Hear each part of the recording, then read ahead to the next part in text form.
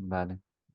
Bueno, pues hoy haremos un poquito, veremos una visión global de la enfermedad de Winchester. Hablaremos, ¿no? de qué son las histiocytosis, de sus principales manifestaciones, el solapamiento entre distintas histiocytosis, su asociación con cánceres hematológicos y sólidos, cómo tratar la enfermedad de Winchester, em, los nuevos tratamientos dirigidos y los principales efectos adversos y cómo mitigar um, estos efectos adversos. Entonces, histiocytosis son condiciones que afectan a los histocitos. Histocito es una célula del sistema inmune que tiene la función de luchar frente a infecciones y limpiar residuos celulares. Y las histiocytosis son, bueno, el término histiocytosis viene, ¿no? Del griego. Histio significa tejido, ¿no? Cito, célula, y osis, un crecimiento excesivo, ¿no? Y histiocytosis se refiere a un crecimiento anormal de los histocitos en tejidos. ¿No? Las histiocytosis en general son enfermedades raras que afectan 3-5 casos por millón de habitantes por millón año. Ah, Se deben al crecimiento de células sanguíneas, los histocitos en los órganos y puede afectar a cualquier órgano. Habitualmente son órganos blandos, huesos o tejidos blandos, pero puede afectar a cualquier órgano. Hay histocitosis de crecimiento lento, que hablamos, ¿no? Con una evolución crónica, entre ellas la enfermedad de Winchester, Rosay-Dorman o la histocitosis de Langerhans. Y hay formas más agresivas, ¿no? Como el sarcoma histocítico o el sarcoma de células de Langerhans, entre otras. Estas enfermedades son debidas a mutaciones somáticas.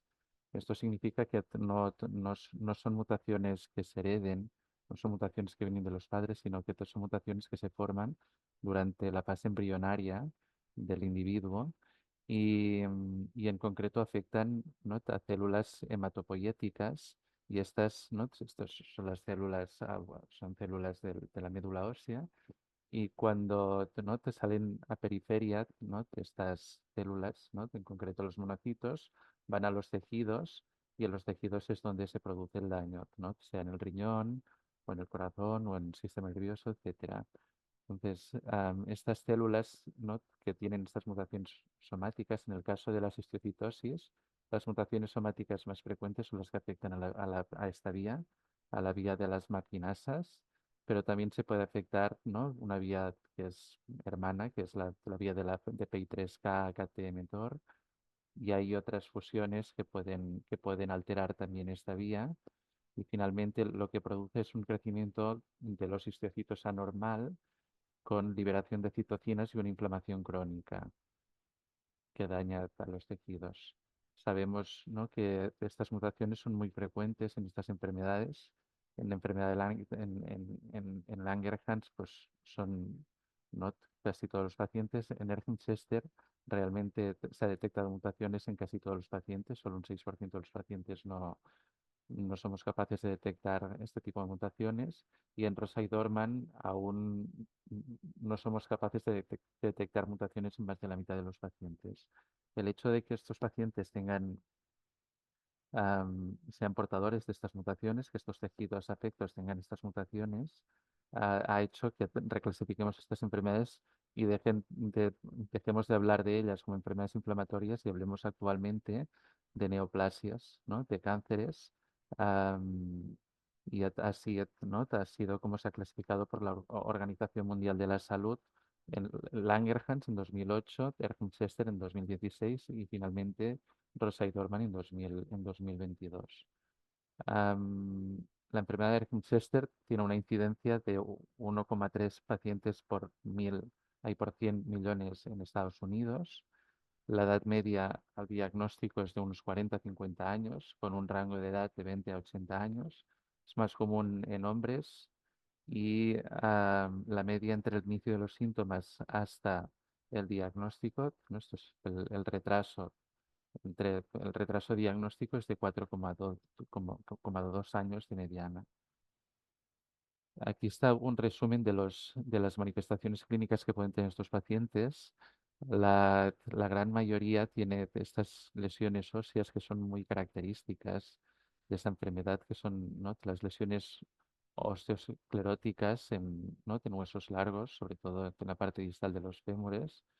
Am, Estos pacientes también pueden tener afectación cardíaca, que es una manifestación que es relativamente frecuente y que se asocia a un peor pronóstico. Lo que vemos habitualmente son ¿no?, de estos pseudotumores, sobre todo a nivel del ventrículo derecho, entre el ventrículo y y la aurícula derecha. Puede haber también afectación de los vasos, de las coronarias, ¿no? Es bastante común que los pacientes tengan afectación de las arterias, sobre todo a nivel de la aorta. Lo que vemos es una inflamación o un engrosamiento del tejido que hay alrededor de la aorta. Los pacientes pueden tener también afectación del sistema nervioso central, puede afectar a lo que son las membranas, ¿no?, que recubren el sistema nervioso o el propio sistema nervioso, o pueden afectar también a nivel de la médula ósea o a nivel del nervio periférico.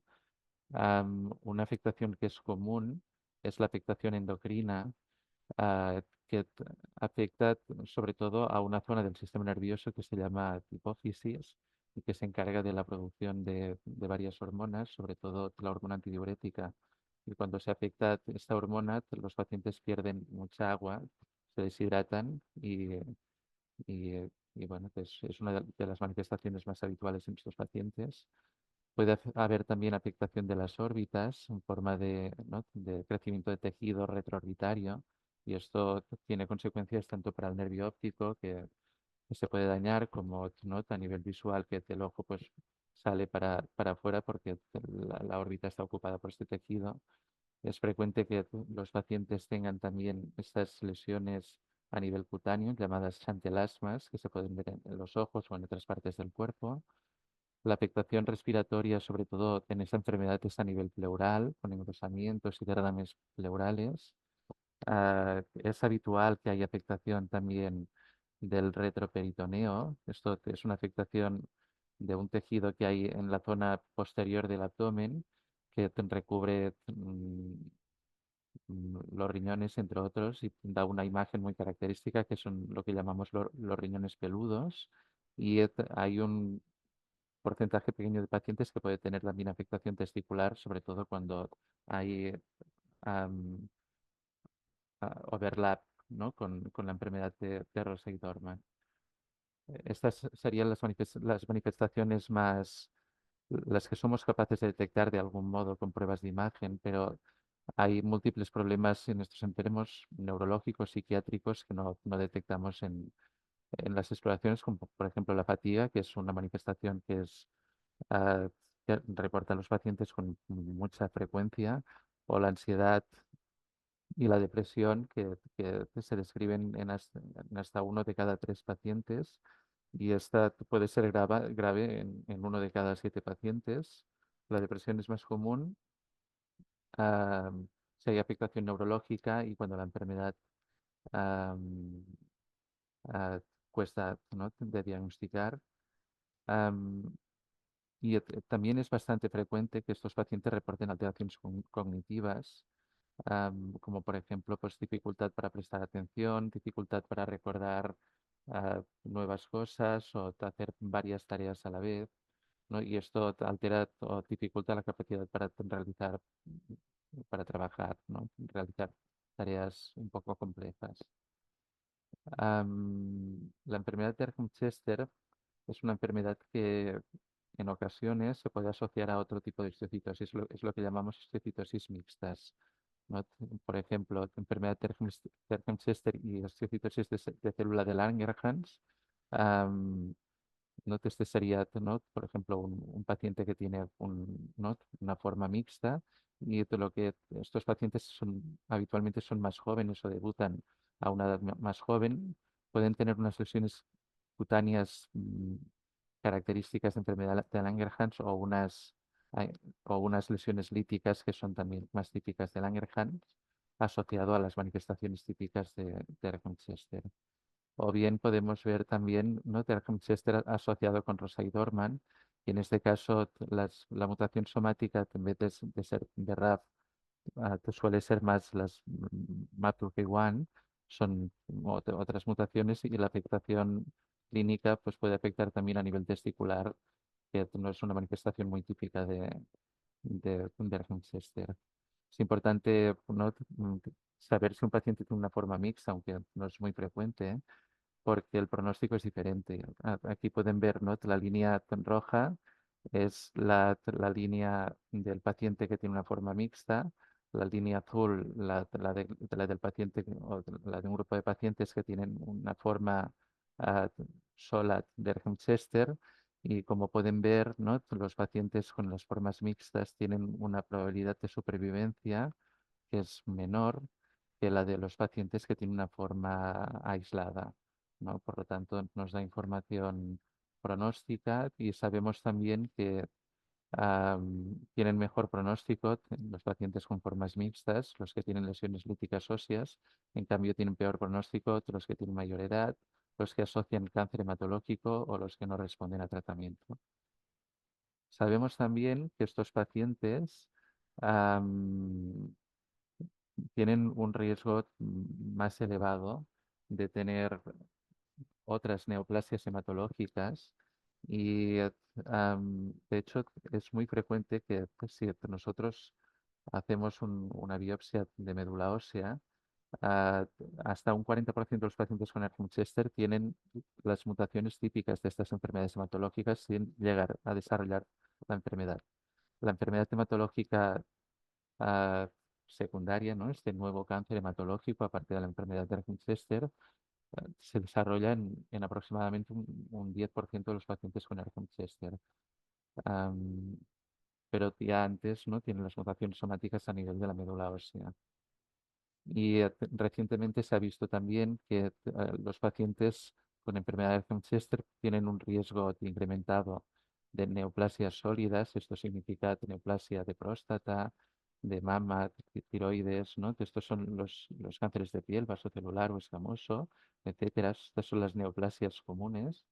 Pues en los pacientes con enfermedad de Winchester parece que están también incrementadas y el riesgo global de estas enfermedades, ¿no? De estas neoplasias sólidas es parecido al de los cánceres hematológicos. Esto implica que hay que realizar un screening, ¿no? Hay que hacer una búsqueda de este tipo de cánceres, al igual que de los cánceres hematológicos. ¿Y cómo diagnosticar la enfermedad de Winchester? Am, Realmente lo más importante es tener un alto, conocerla, tener un alto índice de sospecha y luego para llegar al diagnóstico hay que, ¿no? Los pacientes tienen que tener unos síntomas típicos de la enfermedad, ¿no? Unas alteraciones, unas pruebas de imagen también características y la anatomía patológica, ¿no? De la biopsia, pues debe ser compatible también, ¿no? Se deben cumplir estos tres, bueno, estos tres criterios. ¿Y qué pruebas haremos para llegar al diagnóstico? A nivel de laboratorio debemos hacer hemograma, debemos mirar sodio, ¿no? Para ver si el paciente puede tener una diabetes insípida, ¿no? Pruebas hepáticas, función renal, marcadores inflamatorios, LDH, si tenemos disponible, ¿no? TNA en sangre periférica, se puede, ¿no? Medir también. A nivel de pruebas de imagen, habitualmente hacemos un PET-TAC de cabeza hasta los pies, de cuerpo entero. Hacemos una resonancia cerebral también para ver si hay afectación de hipófisis o hay afectación a nivel de meninges o de parénquima. Y hacemos una resonancia cardíaca. Y otras pruebas que hacemos en función de las manifestaciones sería ampliar, ¿no? Osmolaridad plasmática y en orina o mirar, ¿no? Otras hormonas. En cuanto al tratamiento, ha habido muchos avances los últimos años. Quizás, ¿no? El primer tratamiento que permitió mm, realmente cambiar la evolución de estos pacientes fue el interferón alfa, ¿no? Que se empezó a administrar en 2005, en 2011 se vio que realmente los pacientes que estaban con con interferón tenían una supervivencia mayor que los pacientes, ¿no? Que no recibían el fármaco. Quizás el cambio más importante que ha habido en los últimos años en estas enfermedades es la introducción de las terapias dirigidas, ¿no? De tratamientos que bloquean específicamente las mutaciones que tienen estos pacientes. Este es un artículo del primero que habló de pacientes, ¿no? Con estas mutaciones y tratados con bemorafenib en este caso, ¿no? Porque eran tres pacientes con mutaciones de BRAF y ¿no? Con una respuesta espectacular. Publicó, ¿no? El grupo francés y al cabo de poco tiempo publicó otro artículo con más pacientes en donde se vio que, ¿no? Que los pacientes portadores de la mutación BRAF V600E presentaban respuestas completas, ¿no? A diferencia de lo que nos pasaba con otros fármacos y mantenidas. Am, Aunque no llegamos a curar a estos pacientes, ¿no? Cuando dejamos de administrar estos fármacos, 3 de cada 4 pacientes acaban haciendo una recaída, ¿no? Al suspender el fármaco, la enfermedad se reactiva, pero no se reactiva de una forma inmediata y de hecho en 2025 se ha publicado un artículo en que de algún modo bueno, se está evaluando si es posible, ¿no? Hacer ciclos de tratamiento durante unas semanas y hacer unas vacaciones terapéuticas durante otras semanas, ¿no? Y según, ¿no? Según esta publicación, ¿no? Estos son pacientes que habían respuesto y tenían un tratamiento que estaba estable. mm, la actividad de la enfermedad seguía controlada, ¿no? Incluso haciendo estas vacaciones terapéuticas. Sería una forma, ¿no? De mantener la remisión y evitar efectos adversos que son bastante comunes, ¿no? Con estos fármacos. Este es un poquito la forma que tenemos nosotros de tratar en el Hospital de Bellvitge a los pacientes con enfermedad de Winchester. Esto es algo que cambia, pero lo primero que nos fijamos es en la gravedad de la enfermedad.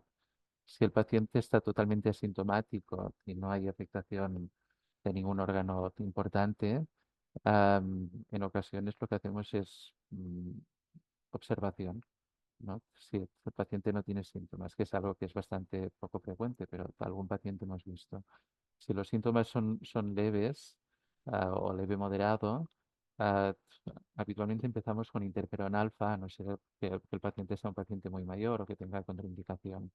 Si hay una afectación grave, y esto sobre todo es afectación del sistema nervioso central o afectación cardíaca, o bien, ¿no? Que el paciente no está en remisión o es refractario al interferón, entonces es cuando usamos, ¿no? Los inhibidores, las terapias dirigidas, y la terapia dirigida depende de la mutación que tenga el paciente. Si tiene una mutación de verdad, usamos femurafenib o dabrafenib. Si tiene una mutación de MEK, cobimetinib o trametinib. Otras mutaciones, pues los inhibidores específicos. Y si no hay una mutación detectada, bueno, podemos realizar una prueba terapéutica con inhibidores de MEK o en algún caso pues con cadribina o sirolimus. Am, Esta es una imagen que de algún modo, bueno, nos explica la evolución de esta enfermedad. Es una enfermedad que hasta, ¿no? Que se vio ¿no? Que era debida a mutaciones de BRAF, pues se considera una enfermedad inflamatoria, y este es el motivo por el cual médicos internistas o médicos reumatólogos o médicos no oncólogos han llevado, ¿no? Han atendido a pacientes con esta enfermedad, inicialmente tratada, ¿no? Con fármacos antiinflamatorios, anakinra, etcétera, y ¿no? A raíz de la publicación de 2013 del grupo francés, pues ya, ¿no? Que se ha introducido los inhibidores de BRAF y otras terapias dirigidas, y se ha considerado que esta enfermedad una enfermedad neoplásica por la Organización Mundial de la Salud, y ¿no? Al conocer mejor esta enfermedad y las mutaciones que lo causan, también tenemos mejores tratamientos, ¿no? Tratamientos dirigidos no solo frente a BRAF, sino también frente a las maquinasas o nuevas dianas terapéuticas. Am, hablaremos un poquito de los inhibidores de BRAF, que son los fármacos que, bueno, más novedosos, quizás más efectivos, ¿no? Y hablaremos también de sus efectos adversos, ¿no? Los inhibidores de BRAF, disponemos de dos, ¿no? Vemurafenib y dabrafenib. Se toman 2 veces al día. Vemurafenib se puede tomar con alimentos o sin alimentos, y dabrafenib tiene que tomarse en ayunas. Am, Como efectos adversos más frecuentes de vemurafenib, está la afectación cutánea, ¿no? La hipersensibilidad al sol. A nivel digestivo, todos estos fármacos pueden causar náuseas, vómitos, diarrea o estreñimiento. Debemos fijarnos en la actividad eléctrica, porque estos pacientes pueden causar arritmias, pueden causar dolores óseos, fatiga, y puede haber también inflamación del ojo, ¿no? Es lo que llamamos uveitis. En cuanto a dabrafenib, los efectos secundarios más frecuentes son, a nivel general, fiebre. Es frecuente un síndrome que, pues, lo llamamos síndrome mano-pie, que al final lo que tienen es hinchazón, ¿no? En estas zonas. También pueden tener, ¿no? Síntomas digestivos como los que hemos comentado antes. Dabrafenib también puede causar elevación del azúcar, y como vemurafenib puede también causar inflamación ocular. Entonces, teniendo en cuenta estos efectos adversos, los pacientes, ¿no? Que están tratados con este fármaco, con estos fármacos, se deben, ¿no? controlar mediante analíticas, ¿no? Hemogramas, mirar los niveles de glucosa, ¿no? Si hay afectación hepática, si hay manifestaciones cutáneas, deben ser atendidos por dermatólogos. Y lo mismo, ¿no? Si hay visión borrosa, también deberían ser atendidos por oftalmólogos. Y en el caso de morafenib, debemos hacer electrocardiograma antes de empezar el tratamiento y de forma periódica. Los MEK inhibidores, tenemos dos, ¿no? Cobimetinib y trametinib. Trametinib se debe guardar en nevera, y el cobimetinib, ah, se usa, los dos se usan 1 vez al día, pero cobimetinib se usa en ciclos de 28 días. Se toma el fármaco 21 días y se descansa otros 7 días. Cobimetinib se puede tomar con alimentos o en ayunas, y trametinib se debe tomar en ayunas.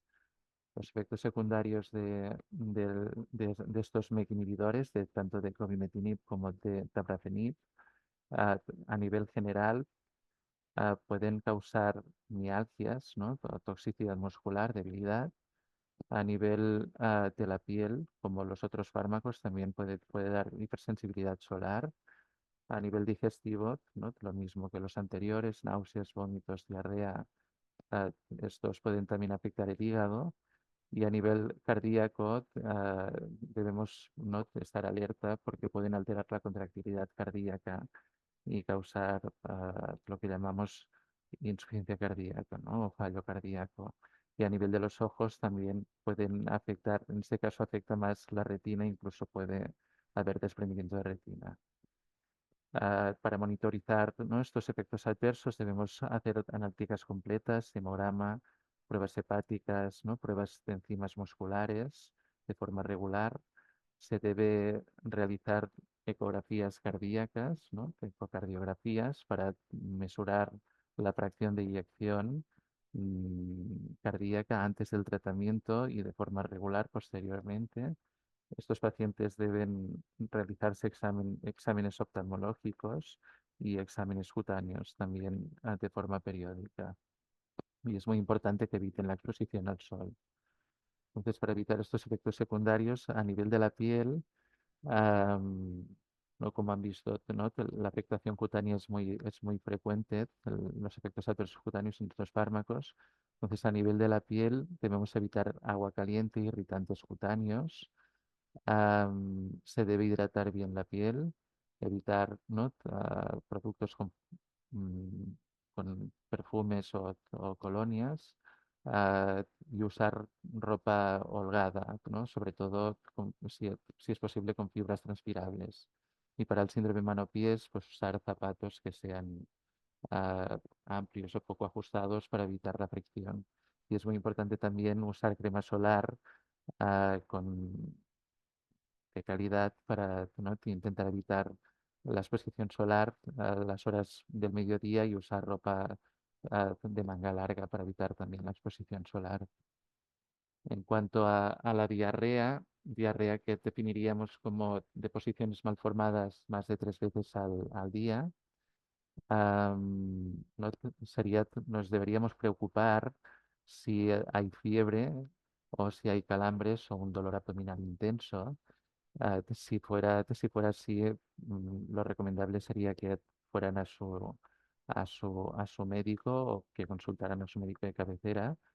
Si no, ah, t- el- deberían hidratarse bien con zumos de frutas o con refrescos, con galletas saladas, caldos, soluciones comerciales de rehidratación oral, evitar comidas ricas con fibra y evitar alimentos grasosos o picantes o irritantes gastrointestinales como el café, el alcohol o el chocolate. Si en cambio el efecto secundario que sufrimos es el estreñimiento, esto sería menos de 3 deposiciones por semana. Lo ideal sería incrementar la ingesta hídrica, a no ser que esté contraindicado por otro motivo. Incrementar la toma de fibra, significa tener más verduras, otros productos que tengan más fibra. Realizar actividad física, ¿no?, fomentar la movilidad. Y si con esto no se soluciona el problema, pues deben consultar a su médico para, ¿no?, que valore si es necesario añadir laxantes. Es que el efecto adverso son las náuseas o los vómitos. Ah, la recomendación sería que coma pequeñas cantidades de comida, que evite alimentos grasos o fritos o muy picantes o muy dulces, que realice una correcta higiene oral, porque las bacterias de la boca pueden también empeorar las náuseas. Y no solo en este caso, sino tenga cuidado con las terapias complementarias, ya que los productos naturales pueden de algún modo interaccionar con, con los tratamientos que están validados, ¿no?, los tratamientos que les da su médico. A nivel cardíaco, si tuviera alguno de estos síntomas, debería comentarlo con su médico, ¿no? Si notara usted un ritmo cardíaco irregular, o nota mareos o pérdida de conocimiento, o hay un incremento de peso, o ve que se le hinchan las piernas, o los pies, esto podría significar que hay alguna alteración cardíaca y deberían comentarlo con su médico para que haga las pruebas adecuadas. Y hay algunos efectos adversos que no se notan de algún modo, que no causan dolor, ni causan hinchazón, ni causan visión borrosa, etcétera, pero que somos capaces de detectarlos mediante las analíticas. Por lo tanto, es importante que siga estos controles de forma regular, que haga las pruebas que le paute a su médico, y entre ellas pues un hemograma, unas pruebas de función hepática o renal, ¿no? O unas enzimas cardíacas, porque son más sensibles que podemos detectar afectación orgánica antes de que cause síntomas. Y ya para acabar hablaremos nada, unas pocas diapositivas del dolor y de la fatiga también, cómo mitigar estos síntomas. Para el dolor, ¿no?, como saben, habitualmente usamos analgésicos, ¿no?, o analgésicos, pero tenemos otras opciones, ¿no? Si el dolor es muy localizado, podemos usar infiltraciones con anestésicos o con corticoides, ¿no?, que habitualmente usamos a pautas cortas, si es posible. ¿No? Intentar reforzar lo que es el hueso, ¿no?, la densidad mineral ósea con bifosfonatos, con otros fármacos parecidos. Y bueno, hay publicaciones, ¿no?, en función del país, pues legal o no es legal, ¿no?, de análogos, ¿no?, del cannabis, ¿no? Podría usarse en algunos casos muy concretos la radioterapia, o incluso cirugías de recambio de cadera o de rodilla, ¿no?, si hay una afectación muy muy importante y finalmente ¿no? Hay también publicaciones o hay experiencia en medicina integrativa. O cuando hablamos de analgésicos, habitualmente no tenemos lo que llamamos los escalones terapéuticos, usamos los antiinflamatorios, ¿no? Paracetamol, etcétera, como primera línea de tratamiento. Si esto no es suficiente, ya pasamos a opioides suaves, ¿no? Como tramadol, codeína, que los asociamos a los autoinflamatorios, a los antiinflamatorios. Si esto no es suficiente, ya pasamos a opioides más potentes, ¿no? Y esto estamos hablando de análogos de la morfina. Y ya finalmente, si esto no fuera suficiente, ya lo que hacemos pues es intervencionismos o ah, bueno, tratamientos ya que son hospitalarios. No dentro de los tratamientos locales estarían, ¿no? Pues, por ejemplo, las infiltraciones o anestesias o ablaciones por radiofrecuencia, ¿no? Hay algunos o vertebroplastias, hay algunos tratamientos que las clínicas del dolor pueden ofrecer para tratar dolores crónicos, sobre todo a nivel articular, a nivel óseo.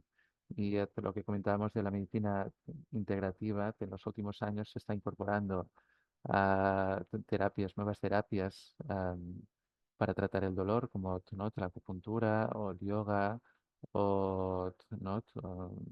La reflexología, la hipnosis, ¿no? La musicoterapia, que en algunos casos podría ayudar a paliar los síntomas del dolor. Ya para acabar, hablaremos de la fatiga, que es un síntoma muy común, ¿no? En esta enfermedad. Hasta el 75% de los pacientes lo reportan. Y ahí, ¿no? Según diferentes sociedades, diferentes formas de afrontarlo, ¿no? Primero de todo hay que, ¿no? De algún modo de evaluarlo, reevaluarlo, ¿no? Conocerlo bien, informar a la familia, ¿no? Educar, estudiar las causas reversibles, que ahora las veremos. Quizás la intervención que más se aconseja es la actividad física, ¿no? Intentar evitar esfuerzos, ¿no? Intentar conservar la energía, una buena nutrición, optimizar el sueño, descansar bien. El soporte psicológico puede ser importante también, las terapias complementarias, ¿no? El yoga, mindfulness, etcétera.